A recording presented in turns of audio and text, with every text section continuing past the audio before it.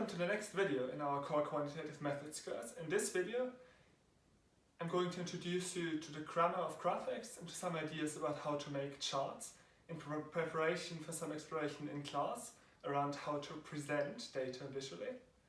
So what is the grammar of graphics? It's developed in this rather complex book that I don't necessarily encourage you to read, but the idea is to break down any kind of numerical plot into standardized parts.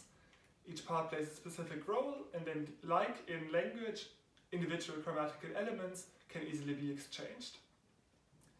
So, as said, the book is probably something that a select few will appreciate, but the idea of the grammar of graphic is at the heart of how ggplot2 works, and it's, I think, a very helpful thing in thinking about how to produce good plots. Plots that are easily readable, but it also truthfully convey statistical information. So what are the elements of the grammar? There are 7 of them, but for just now we'll focus on the 3 that you've used already in class. Those 3 are data, aesthetics, and geometries. I'll go through what that specifically means in just a moment. So aesthetics are about what goes where. So on a very simple 2-dimensional graph, we tend to have 2 axes. The x-axis horizontally, that's usually where the predictor variable would go. The y-axis, where the outcome variable would go. And aesthetics, for example, tells us which variable goes into which of these axes. It might also tell us which variable goes onto colors, which variable goes onto shapes, and so on. The idea is basically we match variables to specific aesthetic, to specific visual elements. So basic ggplot2 plots always bring together data, aesthetics, and geometries. So to plot the plot we just saw, we need to call ggplot. We need to give it the data first. Then we need to map the aesthetics using the AES function. And then we can add the geometry on top. That's the idea of the elements, that we layer one on top of the other. Exactly the same applies to the gapminder plots we already looked at in class. And here, for example, I'm mapping one additional aesthetics. I'm now mapping color to continent. The good thing about this kind of modular approach that the grammar of graphics promotes is that I can very easily transform this into a line graph, not by changing anything in the data or the aesthetics, but just by changing the geometry. So I can switch from geom point to geom smooth, which draws a smooth line through the points, and I get this line graph. Of course, some other data types require a different type of graph. So if I now want to look at the life expectancy by continent, I don't have 2 numerical variables anymore. So I would end up with a box plot. And since ggplot2 is part of the tidyverse, it's very easy to pre-process the data. So I take the gapminder data here, I pipe it into the filter function to filter for the year 2010, and it moves into ggplot2, then pre-filtered. I again map the aesthetics and add the geometry, in this case the box plot. So that's the very basic idea. Every graph needs to have these 3 grammatical elements. What about other elements? To now build more complicated graphs, like the classical gapminder graph here, we clearly need more than just data, aesthetics, and geometries. So what else do we need? We need a theme. The idea of a theme is just basically the formatting of the graph. Anything that's non-data related goes into the theme. Then we have the idea of facets. Facets basically means looking at a graph under different conditions. We'll see in a moment what that means. With coordinates, so we can change the axis. And we can calculate some statistics. That layer is probably the least relevant. But let's start out in trying to recreate this classical gapminder graph. So this first step, I'm just again doing what we have done before, telling ggplot what the data is, I'm mapping the aesthetics, and then I'm adding the geometry. In here, I'm introducing one additional aesthetics, so I can map something to the size of points. However, this doesn't look anything like the graph we're working towards, so what else is needed? In the first step, we'll want to change the coordinates. Gapminder graphs are generally drawn on a logarithmic scale, which very practically helps us with turning the points into more of a straight line. If I want to change coordinates, I again just add that command as one additional layer here. Next thing is that we might want to look at different years. Right now, I'm just looking at the year 2010, but we might want to look at more of these. It's actually relatively simple in R to really create something like the gapminder animation, but we're not going to get into this now.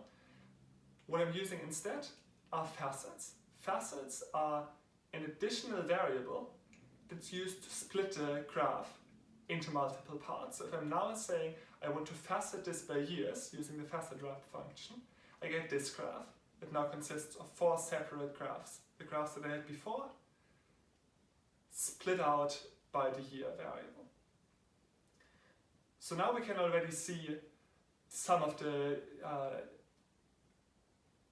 big ideas behind the gapminder dataset. You can see health and wealth are related. We can see over time countries become healthier and wealthier, and we can see the spread of continents. And we can start to see that some of the larger countries move faster, just by looking at some of the big points. Still, it doesn't yet look particularly presentable, so that's where themes come in. I can firstly just add a theme like this black and white theme. That's just the style for the overall graph that changes how it's displayed. But then part of the theme is also other non-data ink, as it's called. So for example, annotations. So I can add a title, I can add axis titles, and then when I run the command again, it already looks quite a bit more presentable. Since the point here was to introduce the different elements of the grammar of graphics, I leave the detailed explanations right here. Of course, this is not yet presentation ready, so we need to do a couple of more things, just with a few more lines of code that you can look at on learn.gold. We get to this graph. It's probably quite close to actually being in a state to be included in a dissertation or in a blog post or wherever you want to communicate your data. So, once again, what are the elements to think about in a graph? If you follow the grammar of graphics, and by extension the ggplot approach, we have those 7 elements, some of which are needed for every single graph. We always need data, aesthetics, and geometries. Themes are only needed when we're thinking about getting towards a publication rather than towards exploration. And facets, coordinates, and statistics are only needed if we want to do something a bit more complicated than the standard graphs. Clearly, you don't need to remember the commands for all of this. If you remember the logic of ggplot, data, AES, and the aesthetics mapping, plus the geometries, if you remember that, that's all you need to remember. Everything else you can look up, for example, in the ggplot2 cheat sheet that I'm showing here. It's developed by RStudio, it's available on the RStudio webpage and on our course page. And I encourage you to print it or save it on your computer, and then you can start highlighting things that you find relevant. So that's how to move from this conceptual understanding of the grammar of graphics into making plots that can address all of these elements. Stepping a little bit away from that, what would we want to look for in a graph? So obviously we need to make sure that it reports the right data. We need to figure out what is that data, how is it reported. But then there is the big question of how it is encoded, because most graphs don't show numbers, they encode those numbers in some visual element. For numerical data, there are a whole lot of different encodings, and I'll go through them with some example graphs, from what's considered the clearest encoding to what's considered the most difficult encoding for viewers to make sense of. So, easiest encoding is the length, if that length is on the same scale. So in a bar plot, with the length of the bars, they're all next to each other, it's quite easy to see which one is longest. Similarly, in a scatter plot, for each point, we can see how far away it is from both of the axes. So that's length encoded on a common axis. Very easy to read. When the axis isn't common, so when you're comparing points in the scatter plot actually, or when you're comparing things in the box plot, it already becomes a bit harder. So now we need to look at these different boxes that are all over the place and try to figure out what their relative sizes are. Also a clear encoding, but a bit harder on the reader.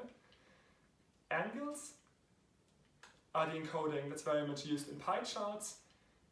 There are lots of debates about whether or not pie charts are a good type of visualization that we can have in class. But it is worth noting that in any case it requires the reader to think about angles rather than length, which is a bit harder. Similarly, in a line chart, if I really want to make sense of this, I need to be able to compare the slope of the lines, and that requires me to again consider differences between angles. Then, of course, I can have areas, for example, the size of bubbles in a scatter plot. We'll probably never use this to try to communicate very specific data, but it can give the reader a good idea. Similarly, color scales, I can try to communicate numbers by more and less intense colors. For example, in this kind of heat map that allows me now to look for some patterns. This is giving me basically all the data on vaccination rates in each county in each year. If the point really is to communicate each number to me, this graph is too complicated. But if the point is to look for patterns, color intensity can be a good way of encoding it. The idea of encoding things with volume, which particularly Excel likes to do, is just a bad idea, unless you're trying to draw a mountain. So ggplot2 doesn't really support it, and I highly discourage you from trying to do any 3D plots unless there are very special reasons. Just because we're not particularly good at interpreting relative volumes, so it places quite a big burden on the viewer. As said, those are ordered kind of in the order of clarity, so ideally, if we haven't yet used aligned length in our graph, then there would be the starting point.